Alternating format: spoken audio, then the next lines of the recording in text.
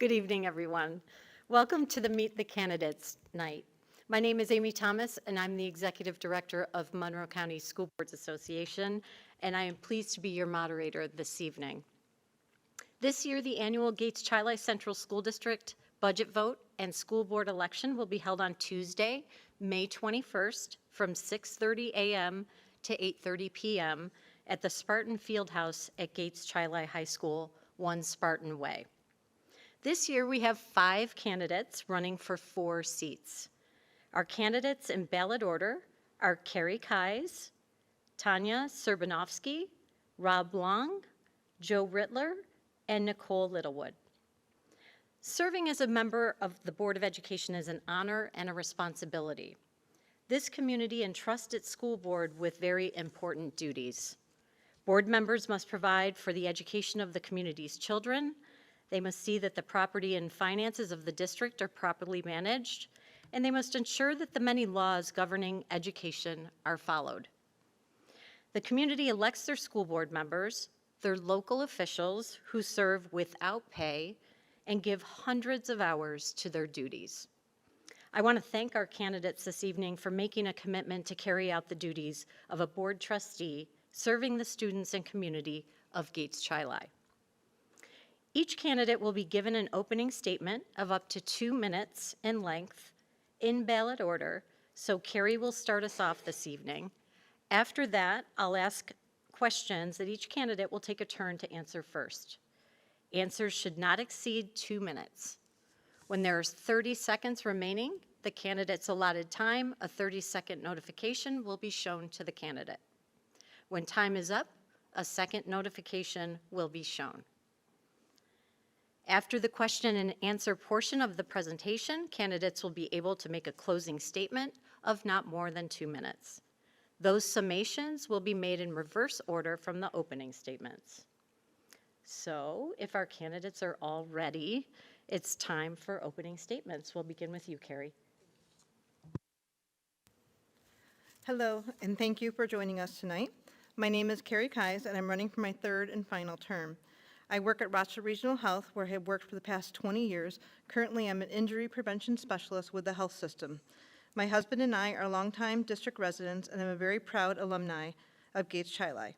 We have 2 boys, Aaron, who is a Gates-Chili class of 2021 alumni, Eagle Scout, and currently a senior in the UB architecture program, and Craig, who is a current freshman at Gates-Chili and a Boy Scout. And both of my children have been heavily involved in the music program here at Gates-Chili. When I began this journey on the board, I was lobbying to save our Latin language program. During that time, a friend said, "You should run for the board," and so I did. And yes, I'm still talking to that friend. Just kidding. I made a promise that at that time, I would try to stay in that position until my boys graduated high school. So my youngest graduates in 3 years when he finishes, he's freshman right now. And I casually mentioned that maybe it was time for me to not run again, and he absolutely had a fit. "Mom, you promised, you got to do this." So I realized it really did mean something to my kids that they're watching.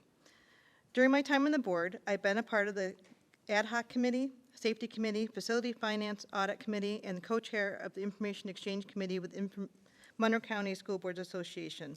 I admire our district and staff, and I worked hard beginning during COVID to try to show appreciation to our district staff.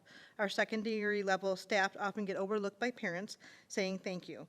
I truly believe when school staff know you appreciate their hard work, the conversations you have to have about your children's needs are easier later. We all forget sometimes to stop and acknowledge each other.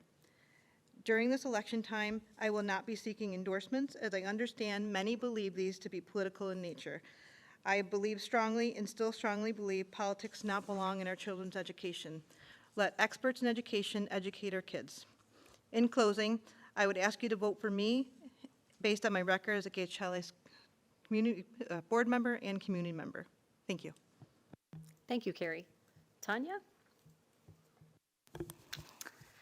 Good evening, everyone. My name is Tanya Srbinovski, and I am seeking my first full term on the Gates-Chili Board of Education. I served the remainder of Michael Bailey's term this past year, and a little bit about me. I've lived in the district my whole life. I graduated from Gates in 2003. It's where I actually met my husband, who is also a teacher. We have 2 kids in the district. My daughter is in 7th grade at the middle school. Her name's Tegan, and then little Seamus is at Walt Disney, and he's in 4th grade. I'm the daughter of immigrants, so I've always kind of had one foot in the old world, I guess. That's what we kind of like joke around and call it. And I'm part of the elementary PTO, and for the past 2 years, I've been secretary of the middle school parent-teacher organization. I've also served on the Gates Child Eye Equity Committee, and this past year, as a board member, I've been on the Finance Committee and the Policy Committee. I feel like I've learned a lot. I work for Spencerport in the instruction office with the assistant superintendent for instruction, and I think that my experience there and what I've learned as far as how, from the instructional standpoint and from the business standpoint, I've learned a lot about how school districts operate, and it gives me a lot of, different perspectives on things, and I think that my commitment to education would make me, in my experience, would make me a good candidate to continue to serve on your board. Thank you. Thanks, Tanya. Rob? Hello and welcome. My name is Robert Long, and I am running for, I guess you could call it my 3rd term, because I completed a full term and filled in for a 1-year term based on votes from last year. So that's why I'm up again this year. During my 4 years, I have served on the Safety Committee, and as of last year, I also joined on to the Policy Committee, where I've served as well. And I've learned a lot of things about school board life, the inner workings of the district, what an actual school board member does. When I first started, I thought I was coming in here and I was going to change the world on education and help tell people what we're going to teach our kids, only to find out that, that's controlled by the state, and that a school board is more governance about finances, hiring, and actually learned what the role of a board member was. I have a family, lives here in Gates. We were both, me and my wife, are Gates Child Eye grads from 1998. Still live, obviously, in the community. I serve currently as the police chief for the town of Gates. In my tenure as police chief, I also serve as the president for the Gates Child Eye Community Connections, which is a nonprofit group. It's based up of all the emergency services, the school district, and a couple other stakeholders in our community. And I get to work with that group. And I've been vice president and now president, so it's a good experience that I have there working with them. My son is currently in 7th grade here at Gates Child Eye at the middle school, and I do have a graduate who has moved on into the real world. He graduated in 2019 pre-COVID, so other than that, that's me, and I look forward to sharing some more of my experiences here with the questions coming up. Thank you, Rob. Joe, you're next. Good evening. My name is Joe Rittler. We've lived in the district for about 10 years. I have 3 children who currently attend Walt Disney Elementary School. I hold a bachelor's degree in political science. I've also volunteered in the community at several organizations, including the Center for Disability Rights, as well as various levels of local government to gain experience. And I think I have a unique perspective to add to the board. I'm running for my 1st term. I'm not an incumbent. And I think I can bring a unique perspective that might not currently be present on the board. I previously have worked for the Monroe County Legislature, where I helped oversee a roughly $1 billion budget, overseeing all the finances and the spending and setting policy and providing advice and counsel to folks who were responsible for doing those things. And I think that experience, coupled with my experience being a small business owner, of which I actually own 2 small businesses, I think that those things give me a unique perspective that will allow me to see things a different way than folks might otherwise see them. And I really have a strong desire to serve the community and to give back something. And I think that I have skills that could be helpful to the board. And I believe that the board has done good things in the recent past, and I want to continue that and make it better. And with that, I'll let you move on. Thanks, Joe. Nicole? Good evening. Thank you to everyone that is here tonight or watching virtually. My name is Nicole Littlewood, and I have served one term on the board. During my term, I have been a part of the Equity Committee and the Ad Hoc Committee. I was born in Niagara Falls, New York, and grew up there, and my husband and I have been a resident of the Gates Child community for the past 16 years. We have 2 sons. I have one son at the middle school, and my second son is soon to be leaving Paul Road. He's a 5th grader. I wish him luck at middle school with his brother, so good luck to them being in the same school again. So I earned my undergraduate and master's degree at SUNY Geneseo, and I wanted to stay in the Rochester area. So I was excited to earn and be able to get a position in the Rochester City School District as a math teacher. And while in the district, I became a math specialist and I became a special education administrator. After 12 years in the Rochester City School District, I moved on to Monroe 2 Orleans BOCES. While I was at BOCES as a special education administrator, I served the students within the 9 component districts, which also includes the students within our community. And in that role, I learned a lot about supporting students with disabilities and connecting them with the community. And I appreciate all that I learned in that role. Most recently, I have returned back to the Rochester City School District to be with the team that I was with when I originally started.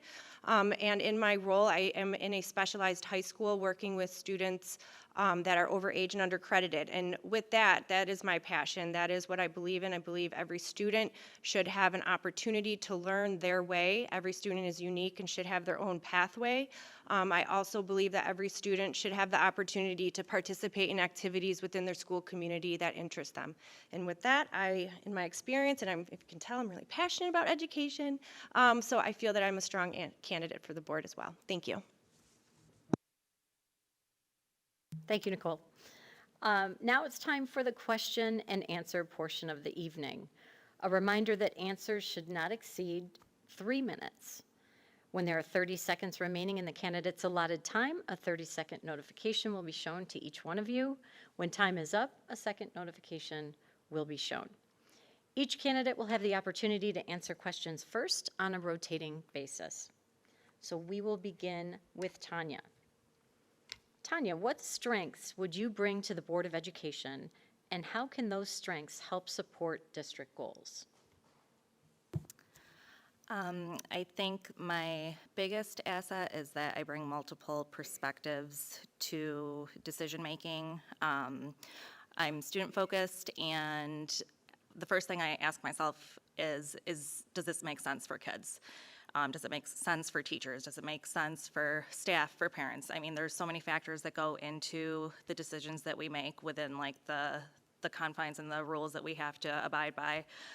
But ultimately, we all need to collaborate and work together. And I think that you have to look at the whole before you make decisions, especially when we're spending, the amount of money that we do spend. I'm not in a classroom, and I think that I get a window into your classrooms via my teacher friends, my kids. I know a lot about the education programs that are out there, but again, I'm not in the classroom, so I'm here to listen and to educate myself as best as I can in order to make those decisions. And I'm open-minded, and I think we need to work together as a community to do what's best for our kids, so. Thanks, Tanya. Rob, same question. So for me, for strengths and weaknesses and thinking about that, almost like an interview question, and applying that to the school board, part of my career is I have to be a listener. That's vital for what we do in law enforcement, is being able to listen to people and come to a compromise, and being part of taking what you're listening to, taking what you're compromising, and being a team player as well, because there's other people that you work with that may have a different point of view or a different perspective when achieving something. The people that you're dealing with may have a different point of view or a different perspective or a different wish or an outcome that they want to happen, and sometimes that can't happen. So one of the abilities that I think that I have from my years of just dealing with people in the public is being able to listen and work hard as a team. Part of my career as well is I get to see our kids out in the community. So as Tanya was saying, just being a little bit outside of the education realm, not being an administrator, not being a teacher, but still being in the community, being tied to different organizations where our kids take part in. I used to coach Little League Baseball, seeing kids there, different events that I go through in town, just seeing kids on the street while I'm working, and being able to interact with them. I also run into a lot of the teachers and administrators and people that work in the buildings, and I'm able to speak with them as well and listen and try and communicate back any concerns that they may have, try and help them out, try and lead them in the right way when it's the kids, trying to get them to partake and be good community members. And I feel that's vital in working together as a board, working together as a group. We have currently 9 of us here, and I don't think any of us have the same religion, political belief, philosophy on life, but we get together, we get the job done, we make sure that this district's going forward, we make sure that it's operating correctly, and we do that because of teamwork and being able to listen and work together. Thanks, Rob. Joe, same question. Thank you. I think I bring a wealth of experience of being a collaborator to the board. Throughout my career and even before when I was a younger person, I have been in many roles where I've had to work with people from a diverse background and bring them together to achieve a result that maybe not everybody was happy with, but that helped move the organization forward in a positive way. And I think that, coupled with I have a very firm belief in the value of public education and of public employees as well, believing that, you know, if we're only as good as the people that we have, basically. And if we are able to maintain those things and maintain the level of service that we have and enhance that through different programs and services that we can provide to not only our employees and staff, but to the students, and most importantly, I think that we can move forward in a positive direction. You know, there's been many instances where I've been involved in organizations where people vehemently disagree on things, but you know, through my and others' efforts, we've been able to come together and reach a consensus and then move forward. And I think that that's something that is very important on a board like a school board, because like Rob was saying, you have people from a diverse background, and not only that, the diverse background that people have on the board, it may not be quite representative of the community. And I think that some of my experiences also allow me to see things from a perspective that other people might not be able to see them, because I've worked with people from a wide variety of backgrounds and, you know, social experiences. And so I think with all those things, that I would be a valuable addition to the board. Thank you. Thanks, Joe. Nicole. Thank you. So the strengths I would bring to the board include what I've learned during my first term and through my experience in the educational field. So I'm honored to be a part of the district's equity committee, where we focus on the district's goal to provide equitable access to culturally responsive and restorative practices that support the wellness of our learning community. So it's been clear that this work is happening within our district. I see it when talking with my son, shuttling to sports, my son's shuttling to sports or with their friends. It's clear that restorative work is happening within the classrooms. I was previously trained and implemented restorative practices and have a strong feeling that it's an integral part of education. Not only education, it's part of your workplace, and it's actually part of the community. So it's always difficult to have difficult conversations, but it's important when we're working together with a common goal to take a minute and listen to others and make sure that they are heard, and to listen to them and not formulate an opinion until they're done sharing their viewpoint.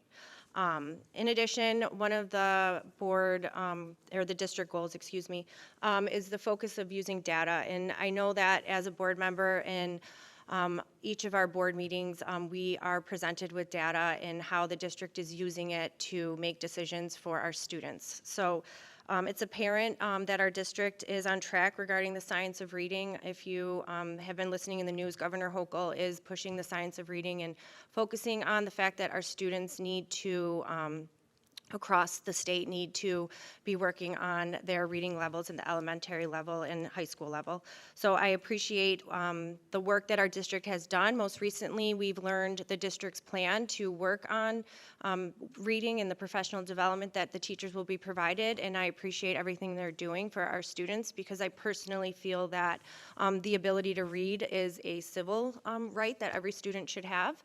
So thank you, and that is what I have to share today. Thanks, Nicole. Kerri? Thank you. One of my strengths is experience on the board.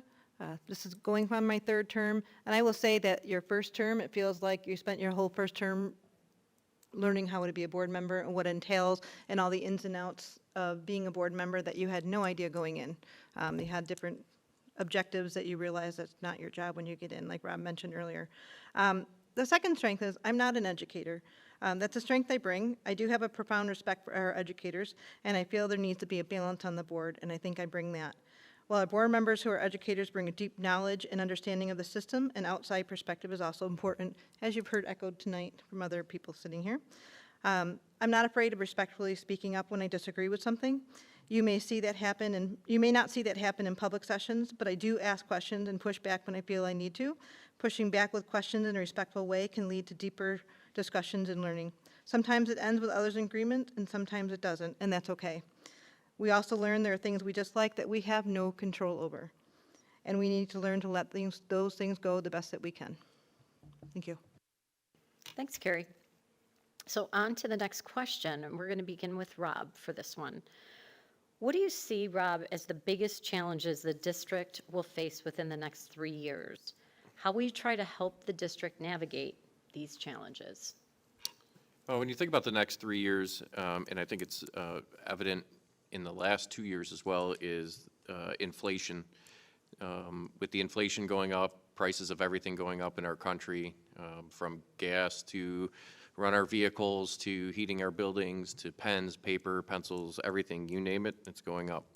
Will be to keep an imbalanced budget and keep it balanced, find unique ways to keep that down where we're not affecting the taxpayers within our district and adding more burden onto people that are already suffering out there because inflation on their side is going up as well. The last time I walked to Wegmans, I came out with 2 bags and it was about $200. So that's constantly going up currently, and we need to be able to keep our budget down and still provide the excellent services that this district does, provide the excellent teaching, be able to transport our kids to and from school, be able to provide arts, entertainment, music, sports, and still keep it where we can afford to live in our own community. So that's a big thing I think that it'll be coming up here. Also employee retention. One of the things I've picked up on from all my experience here in the board is some positions such as bus drivers are hard to come by and hard to fill, and bus drivers seem to travel to different jobs. And keeping our teachers, our bus drivers, the staff here engaged, keeping them happy while they're working, keeping their benefits up, keeping their pay, keeping that all on par, and being able to retain employees and keep that experience that we have. No industry, no business wants all brand new employees that are all starting. You want to keep people that have experience, that have been through changes. 5-10 years from now, we're going to want people still in our schools that worked through COVID, because that was a totally different experience for people, and they have experience from that they can share. So I think employee retention definitely will be one of the biggest things. And the ways I can help is just be an open mind on the board. When you're negotiating contracts as a district, and you hear the administrative staff bring that to the board and talk about different ways to help our employees out, or different asks or different takes, not to just close the door because it's something new or it's something different, but to listen, to pay attention, to maybe think outside of the box as to why one of the unions may be asking for something different, or why the teachers need something different. Providing that support and helping out, I think we can keep the employees here and also keep our budgets in check and not have to struggle as residents in the town.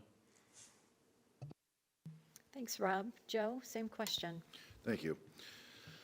I agree. I think finances are the biggest challenge that the district is going to face in the next 3 years.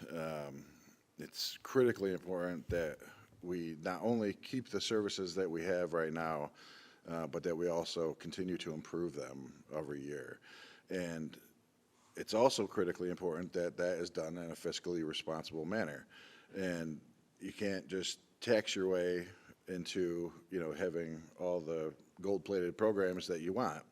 And so I think somewhere where I can bring strength to the board is coming up with non-property tax revenue sources. This is something that we did a lot when I worked for Monroe County, and there's a lot of them. And the district right now is doing some of that. For example, with they've established a cash capital program so that we don't have to borrow money or borrow as much money every time that we build a new building or construct something. And I think that that's good, but that needs to be ramped up, because the more that we do that, the less we're paying in interest in the out years, and the more money that we're going to have to provide services and educate kids and do the things that we're actually here to do. In addition, I think the initiative to increase the district's capability of having solar power is a great idea.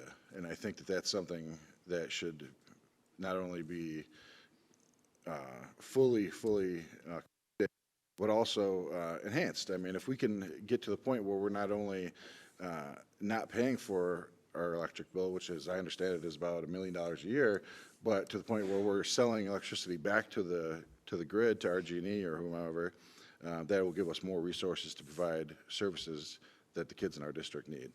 Thank you. Thanks, Joe. Nicole, same question. Thank you. The biggest challenge that I foresee within the next 3 years is honestly teacher retention and recruitment. So many of our districts, our neighboring districts, if you work in a school or an education setting, I would say take a minute and think about how many retirees are actually coming back and working to help keep you afloat. There's not enough persons right now. We're projected for many retirees in the future within the field of education. The statistics are pretty staggering. And I feel that even if you look at the news most recently, there are colleges that are no longer offering elementary education programs because there's not enough interest from our youth to want to go into the field. So if I were elected, and Kerri's correct, the first term you're still learning and figuring things out, but if I were elected, I'm interested in learning more about the advocacy at the state level and why persons are not really going into the field. I have a few opinions. For example, if you look at the retirement, the tier 6, you have to, if you're a teacher, you have to work until you're 63, which is very different than years past for other persons. But the teacher retention, and I do know that our district does have a program for our high school students that is exposing them to the field of teaching, and I feel that we should continue that program as well, because it's important for our students to become interested in teaching and want to become educators. And if I continue on the board, I'm interested to see how many of those students did go to college or go into the field of teaching and remained in the teaching field. And I would hope that our neighboring districts are also considering a similar program, because it's very important who's in front of our children right now and teaching them. Thank you. Thanks, Nicole. Kerri. So one of the biggest challenges we're going to face in the future, in my opinion, there's a two-part for me, state funding and budgeting. Always seems that when the state begins talking budgets, the school districts are always left scrambling and holding their breaths to figure out what the current budget plan fits with our current budget plan. We start our budget planning back in October, so the last minute budgets that get released by the state really leaves us kind of scrambling at times. We always have things in place and ideas of how we're going to manage it. But that's also where they like to make cuts to. So we haven't funded in the way that we should be in a number of years. As Rob alluded to, costs have increased, the needs for supplies, utilities, and staff. We need to pay our staff competitive wages and make them want to stay here in our district. But we also need to balance that also with not having the budget be something attainable for our residents of the school district. It's a balancing act. The second one I have, improving our learning gaps from COVID. I know we're all sick of hearing about the word COVID, right?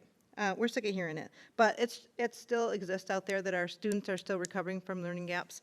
And just because the pandemic ended, I know my own son has had learning gaps to fill that we've been working hard to get him to where he needs to be on a daily basis.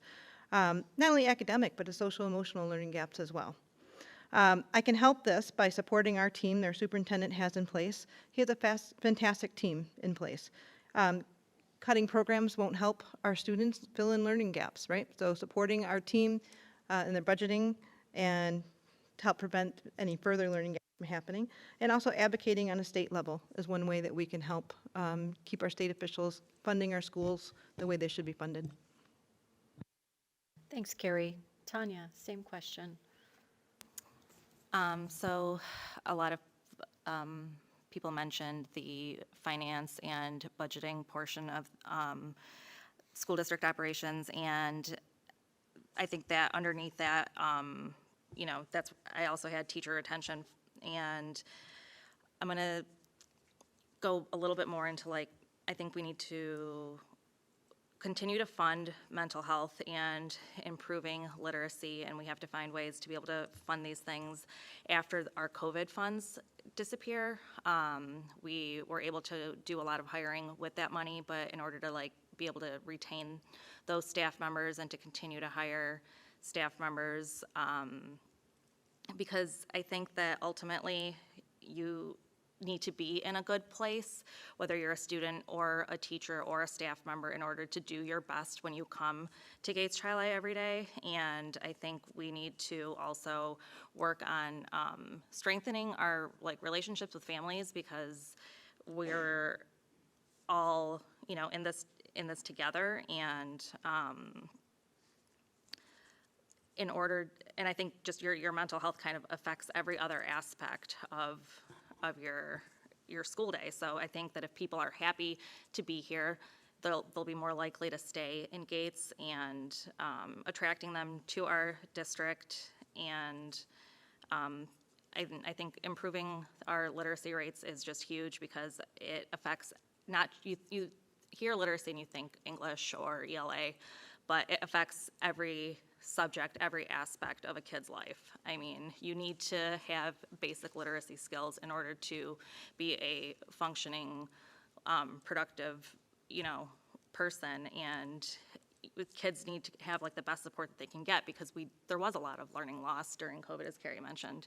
And just because COVID is over doesn't mean that it's behind us. It's going to be an issue for years to come, and we just need to really find ways to continue to fund all of these things under the restrictions that are imposed on us by New York State. Thanks, Tanya. Okay, on to the next question, and we're going to begin with Joe. School boards need to be able to work together.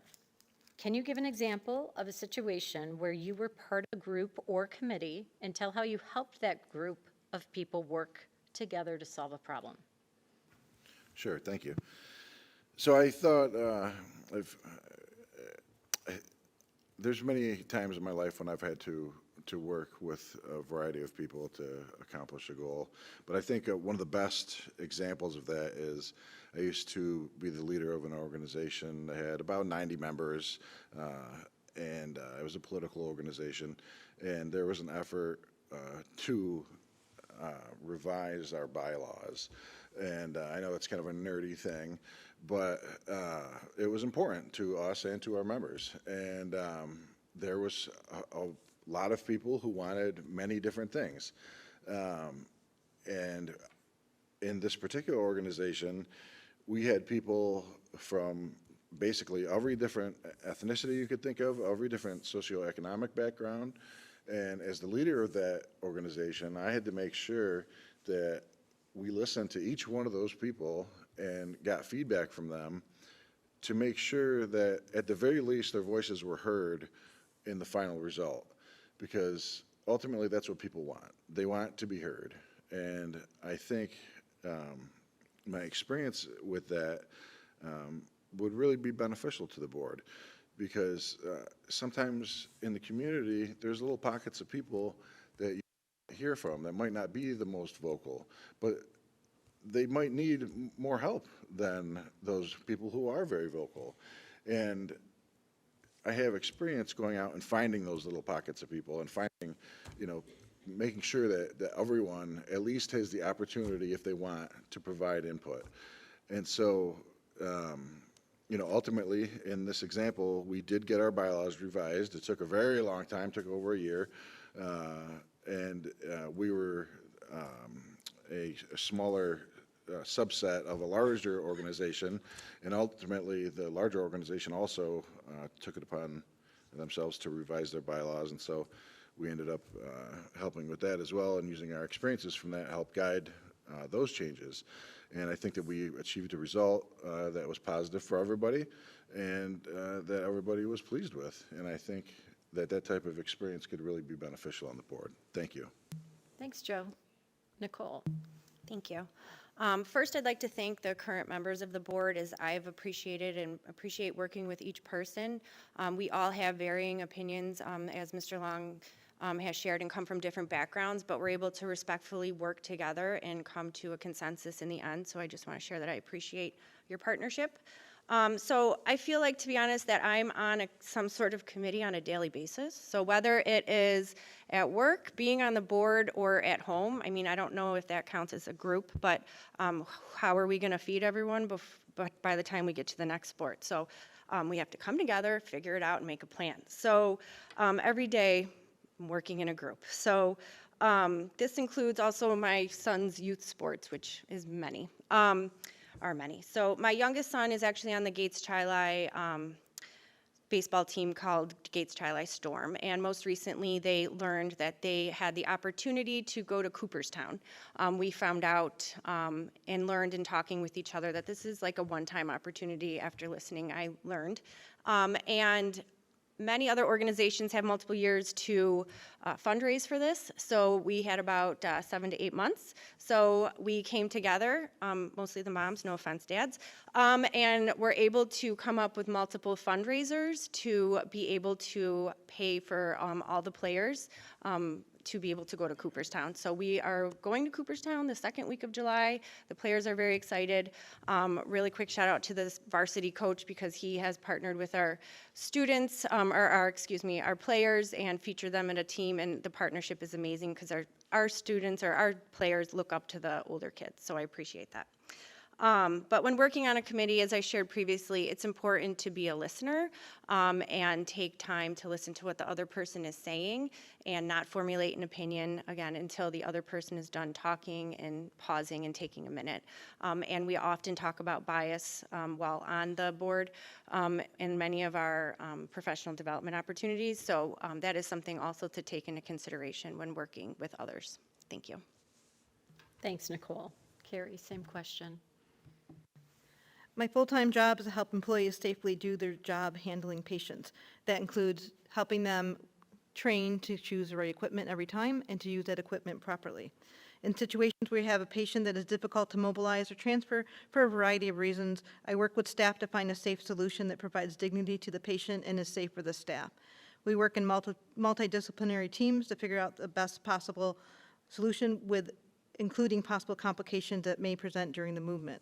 Where my expertise is a safe handling of the patient, we respect the expertise from all professionals involved in the situation: nurse, PT, doctors, anesthesiologists. Most recently, we had an opportunity to collaborate with OR at the health system for how do we get patients from the gurney to being a face-down position for spinal surgeries. And sometimes that's a very risky procedure when a patient is unconscious with anesthesia, for mobilizing them safely with the staff not getting injured. And we're able to collaborate together to come up with a very safe solution. Beyond that, our board works well together. As Nicole and Rob have both alluded to, we are 9 from a various backgrounds, education, family status. We don't all agree on everything all the time. That would be incredible to find 9 people that have the exact same opinions. We have board member changes, and we still maintain respect and good working relationship with each other and our superintendent. We agree to accept the outcome of votes we don't stand 100% with. That is working together. Several years ago, we faced the veterans tax exemption as a board. We had multiple meetings, study sessions, open forums to discussion and learn about the different levels of tax exemptions and to gain feedback from our community. We worked together to vote on approving the final tax exemption. We were a split board. I believe it was a 5-4 vote at the time. While we didn't agree on the outcome of the vote, we all respected the decision. It was the end of it. The board spoke, we moved on. That's working together as a team. Thanks, Kerri. Tanya?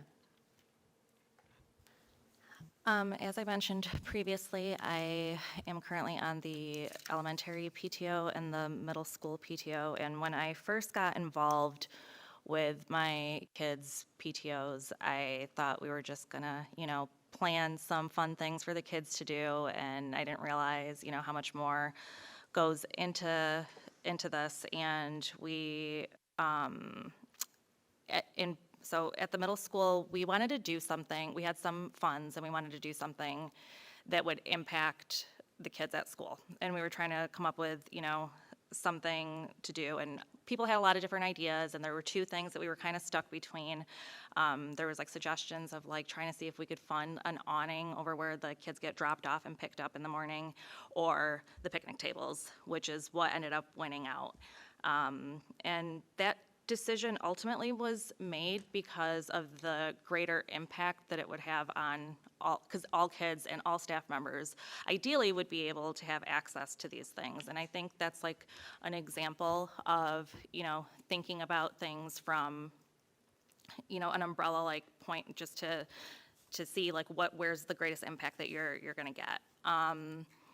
And it was a significant amount of money that was spent, so I think, the research that we had to do into what we were going to get and how we, came to those decisions was a learning experience, because, again, I didn't really realize that PTOs had money to to spend like that, to do things with.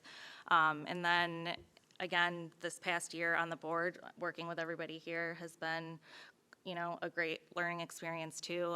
We do come from different backgrounds. We do have different opinions on things, but ultimately I think that we try to do things with kids and teachers and staff in mind first.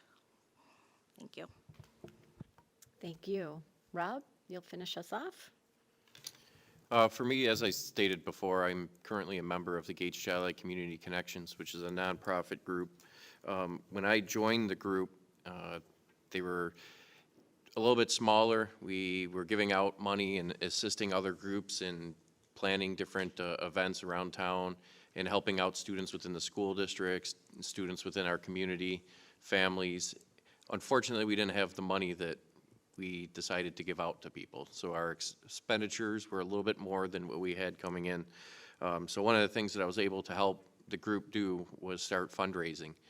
The first year we did a Nick Tahoe's garbage plate truck right here on the bus loop. Some people may have partaken in this room, but we were selling garbage plates out there to raise money for the group so that we could then hand that out to other people within our community.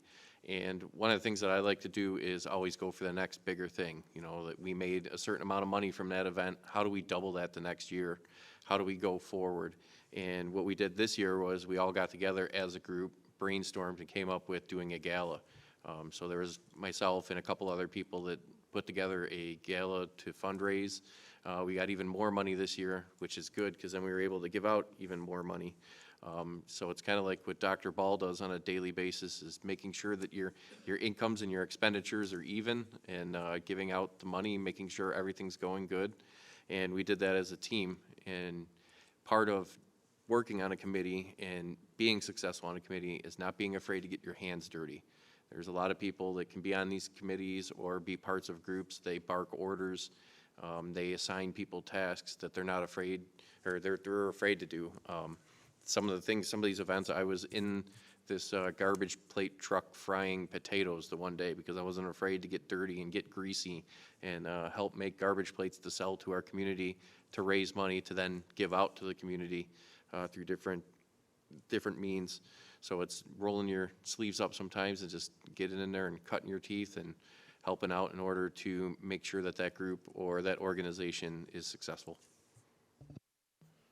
Thanks, Rob. For the next question, we're going to begin with Nicole. What does the Gates Chi Life Central School District do well?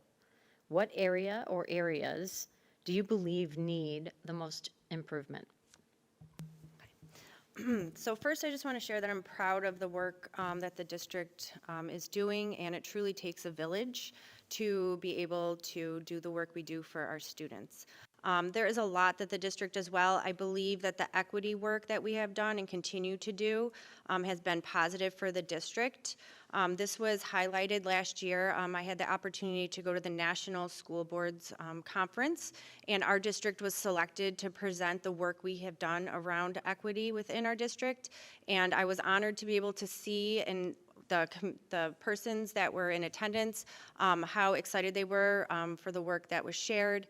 And I feel that our strategic plan for equity is a much needed roadmap to where we are, and it shows how we're going to be collecting data to determine what we are doing next. It's an ongoing plan, and the district keeps the work going, and it's always focused and, in my opinion, very clear. We continue to build on this work, and we have started to show growth, which is often shared in many of our board meetings and the presentations. And with that said, this also leads me to an area of improvement. So it has been shared in board meetings, the percentage of persons that are hired that from a historically underrepresented background across different professions, and we have made huge gains. However, I think that it's also something that we continue to work on to be able to have more persons that our students can relate to as well. I appreciate all the work, and the Department of Human Resources works very hard, and all that they do is very much appreciated. But this is something that we should continue to focus on, and it's also compounded with the difficulty of recruiting teachers based on the current time. But I appreciate all they do and feel that this is something we can work on. Thank you. Thanks, Nicole. Kerri, same question. Thank you. Gates Chi does so many things well. Both of my kids' education has been well-rounded and filled with fantastic teachers, coaches, and staff that have fostered their passions and interests. With a diverse student body that prepares them from the world ahead. We have many classes offering, including AP and dual credit offerings that provide a rigor that's needed to prepare for college. We have opportunities for our kids to find their passions with multiple clubs and sports. I wouldn't choose any other district for my kids, and I recommend Gates Chi to others. This district has provided more than I could wish for my kids' educational opportunities. They have both traveled to multiple places, Nashville, Chicago, Disney, New York City, with the music department, and been given the opportunity to fundraise for it so all can participate.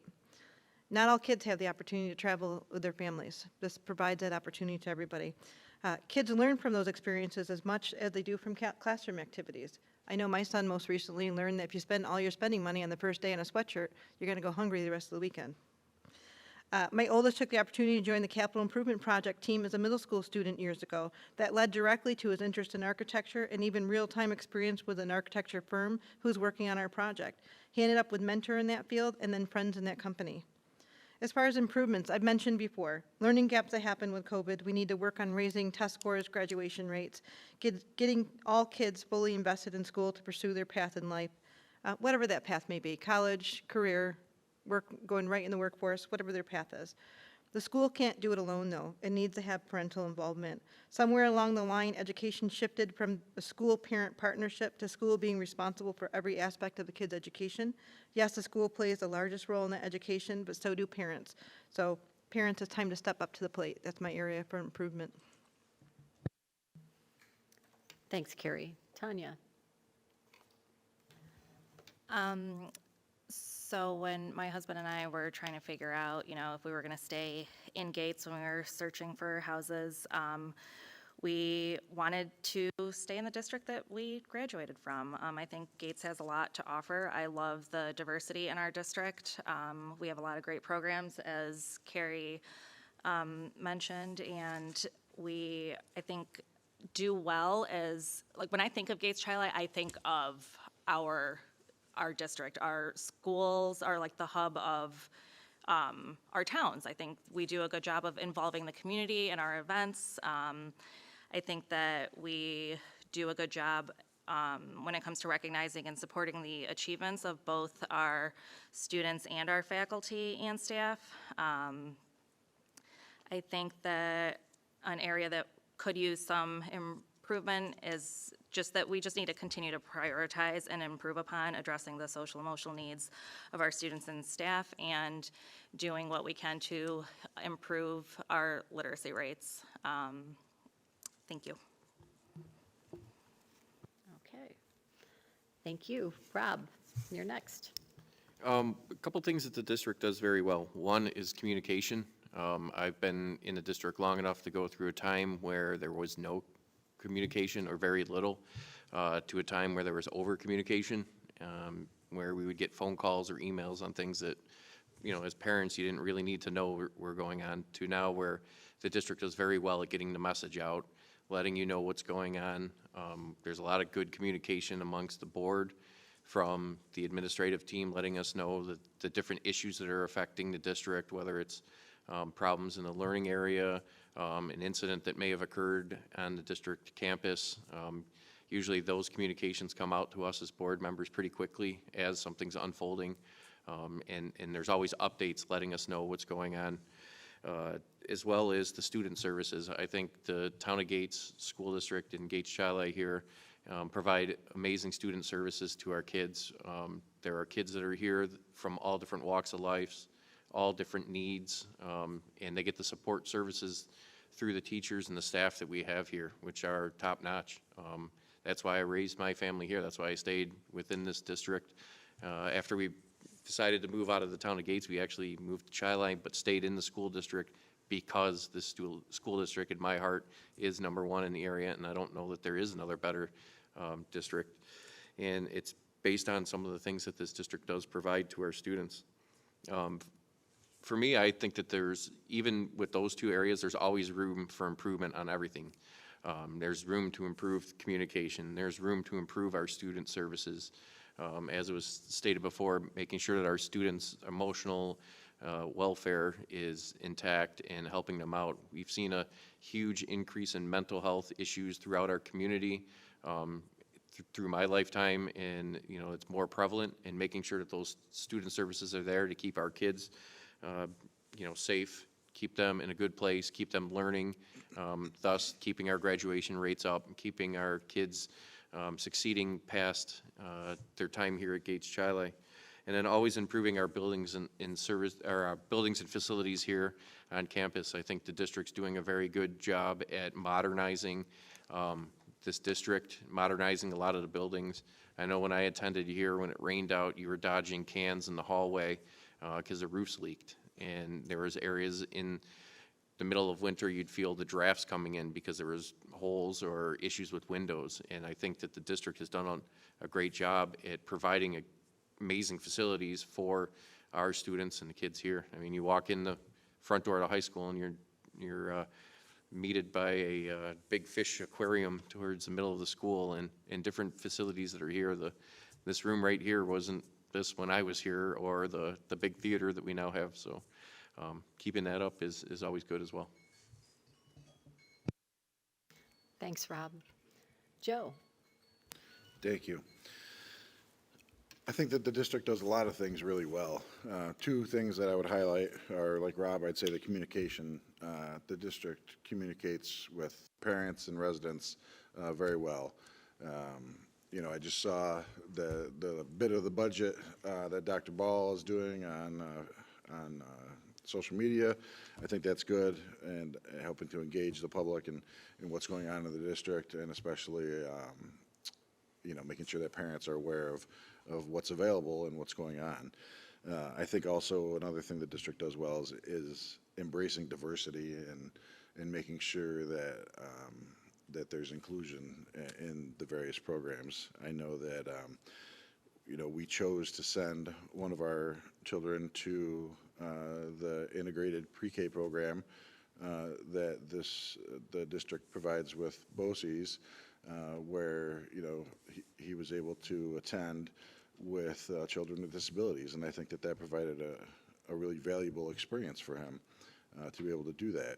And with my older children, they're also, in very diverse classrooms, and that has a lot of value to me, to have those experiences for them and to be able to interact and see people from different cultures and different backgrounds. One area where I think the district could really improve is with the universal pre-K program.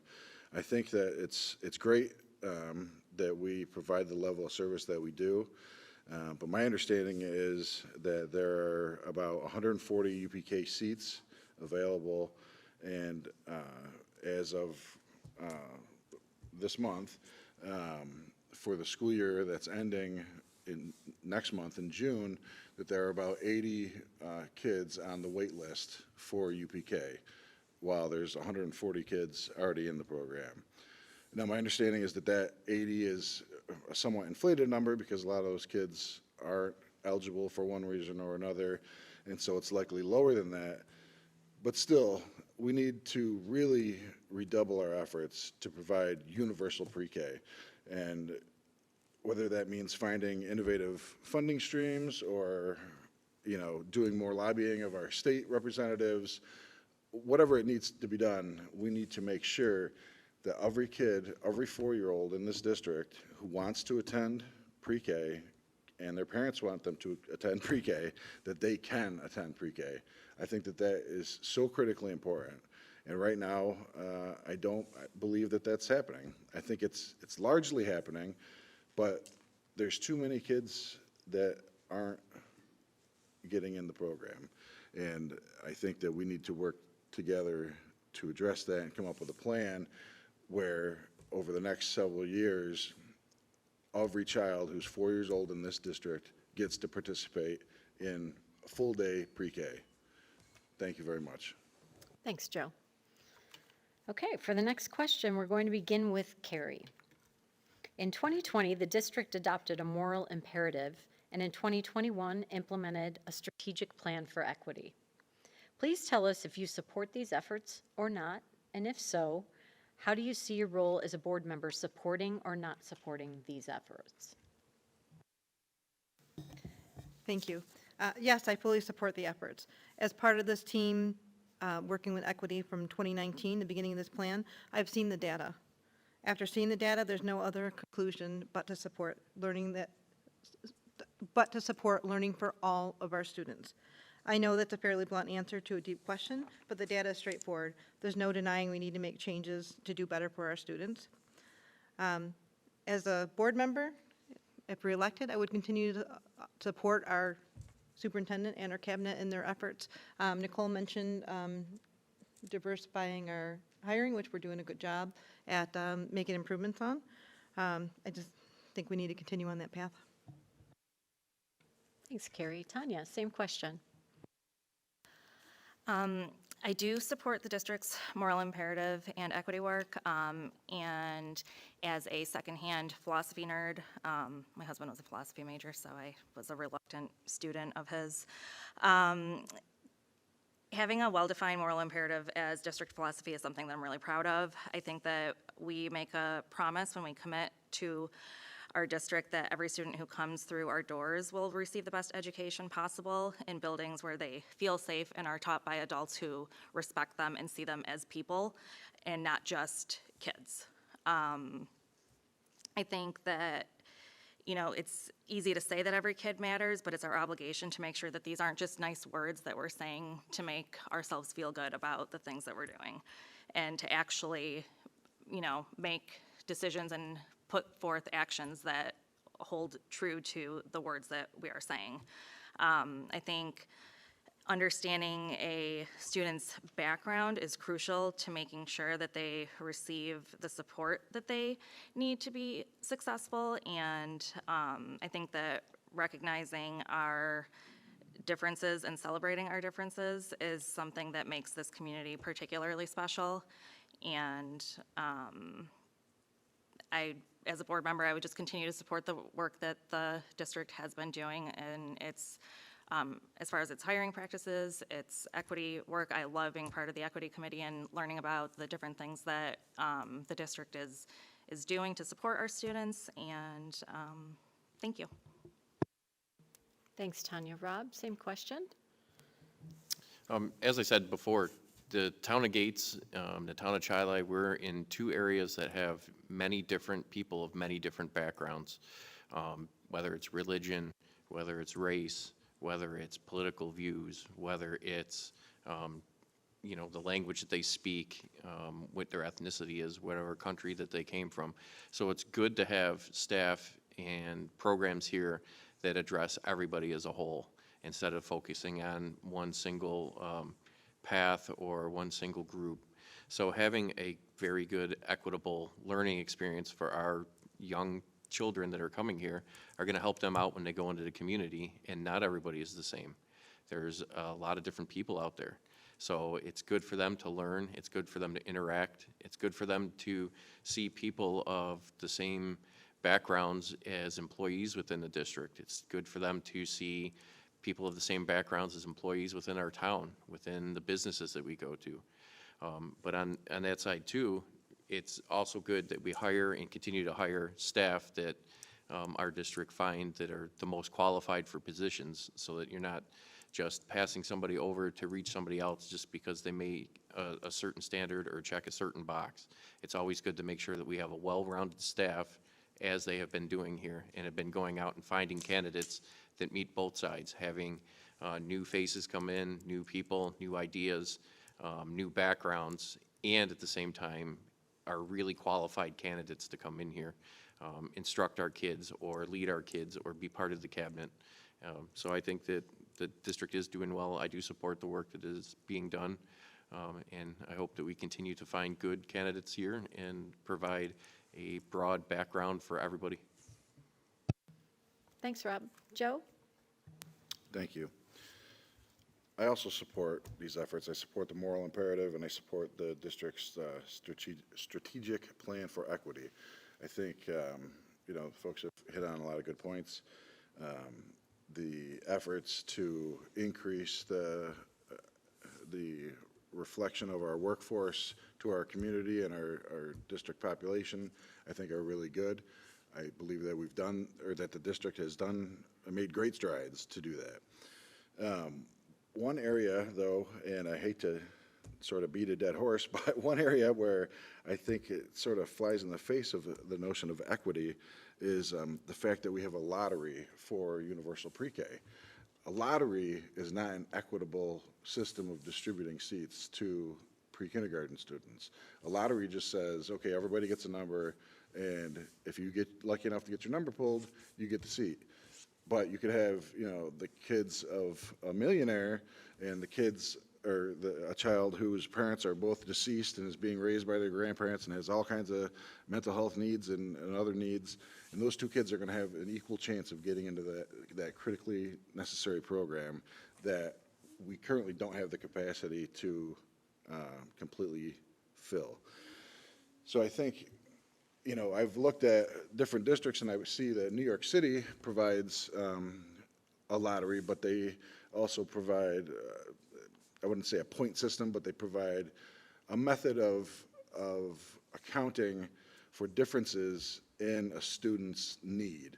And I think that is something that is worth looking into. I think that, the students who need it the most should be able to get it. And I think, not only do I think that we should have seats for all kids in the district, but in the meantime, until we can reach that point where we have enough seats for each kid who wants to be in UPK, I think that we need to make sure that it truly is equitable and that we are providing students who are in need, students who come from disadvantaged backgrounds, and students who might otherwise slip through the cracks or whose parents might not follow through.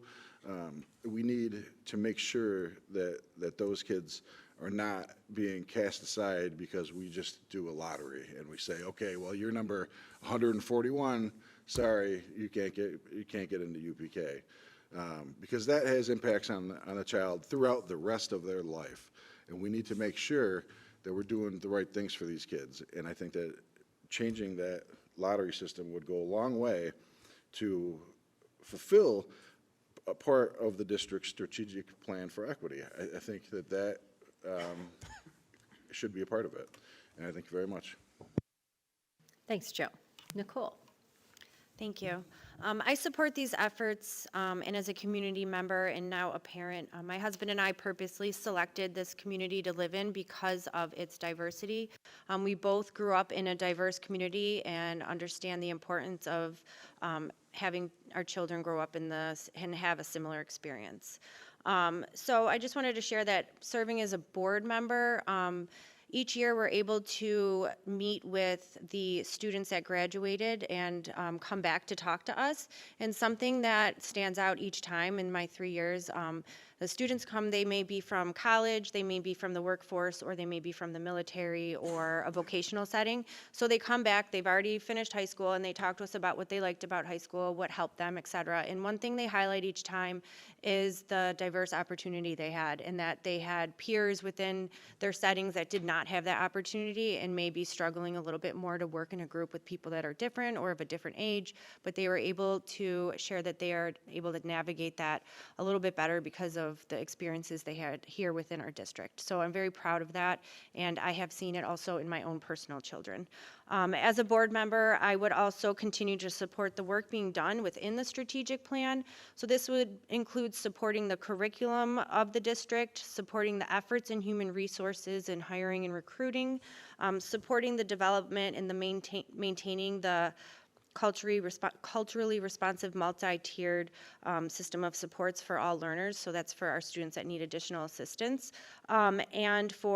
I would also support developing and implementing a data system that provides accurate data for us to use to discuss the disproportionality across the district for the staff and students to make future decisions. Thank you.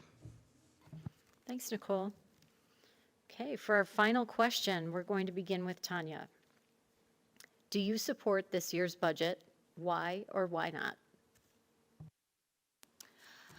I do support this year's budget. I think that Dr. Ball and Superintendent Daly and their team have developed a responsible yet responsive budget that appropriately serves our community while recognizing the effects of inflation. I understand that a point of frustration in talking to people in the community is the electric bus mandate, and while I strongly disagree also with the imposition on schools by the governor, I do believe that the district is making the best decisions under the circumstances and utilizing the grants that are available to minimize the burden on our taxpayers. We do recognize that the cost of everything has gone up, and even small increases can mean a lot to families. We're, residents as well, and we're impacted by this, but I do trust that the business office is doing what they can to propose a budget that will ensure that our students will continue to get what they need at a cost that our community can afford to invest in. So yes, I do. Thank you. Thanks, Tanya. Rob, same question. Yes, I support the budget, and Tanya hit all the points dead on the head, so I don't think I need to say anything further. She really did. With inflation going up, I think the district's done a good job keeping the budget at a good pace, at a good spot. The money's there to provide for our students and our kids. The money's there to provide for the staff in this district to make sure that they're getting paid, and we're a forefront for recruitment and retention, and that people want to stay here. And it's all done by this budget, which we're not raising taxes 10, 12%, and we're doing it in a good rate and being able to provide for the district residents and anybody that's going to be here. Thanks, Rob. Joe? Thank you. I also support this year's budget. I would not go back and second guess a decision of the board after it's been made. I wasn't a party to all the discussions and didn't have all the information that the board had during their budget discussions and during their negotiations. From what I see on the outside, it appears to be a decent budget. Would I like some things changed? Probably, but all in all, it is a good budget. I think it supports our staff, which is critically important. I think it supports the instructional programs that the district provides. Like I said, there are areas where I would like to see some changes, but by and large, it is a good budget, and I think that not only would I vote for it, but I would encourage people to go out and vote yes on it. Thank you. Thanks, Joe. Nicole? Thank you. I do support this year's budget. There's been a lot of information shared and presented during board meetings, and also there is a wonderful overview previously mentioned on the social media page from Dr. Ball. Thank you. And thank you to all that have worked hard to put the budget together. Most of the budget includes your mandated cost, which is for your students with disabilities and transportation. Funding also goes towards additional opportunities and learning for our students. I think it's imperative to provide additional funding for our students to have a greater interest to being a participant in the school community. This includes things such as sports, the arts, and the clubs. The students came and presented to us over the year, and there has been a huge increase in the clubs offered at the elementary level, and that includes having to pay someone to run the clubs. So I appreciate the district supporting that in the budget as well. In addition, I support the additional courses outside the mandated diploma requirements. It was previously mentioned earlier, but it is the dual credit or the AP courses for students that are interested in going on to college. That provides an opportunity for students to have exposure to the higher level of coursework to determine if that's something for them, and it also provides them an opportunity at a cheaper cost to obtain college credits for when they go on to college and lessen the burden of having to have a loan or pay for that. Personally, I was able to take advantage of that many years ago, but I appreciated it, and it allowed me to not have such a large loan to have to pay. So I truly appreciate that, and I want that for our students as well. Thank you. Thanks, Nicole. And Kerri?